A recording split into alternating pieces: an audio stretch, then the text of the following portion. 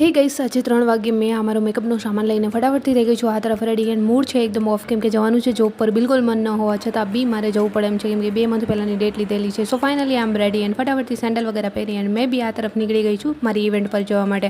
And આ તરફ પહોંચી ગઈ છું. અત્યારે થઈ રહી છે ગ્રૂમની એન્ટ્રી. આ તરફ બ્રાઇડ બેસીને જોઈ રહ્યા છે ગ્રૂમને એન્ડ મેં છું બ્રાઇડની શેડો.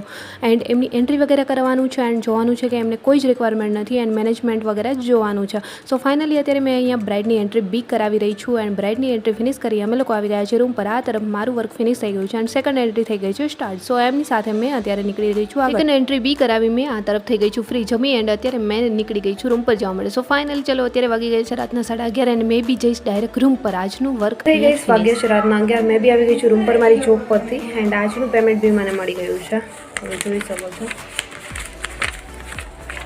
તો ચલો કમેન્ટ્સ કરીને જણાવો તમે કેટલા કાઉન્ટ કર્યા છે, આજે કેટલું પેમેન્ટ મળ્યું છે. ચલો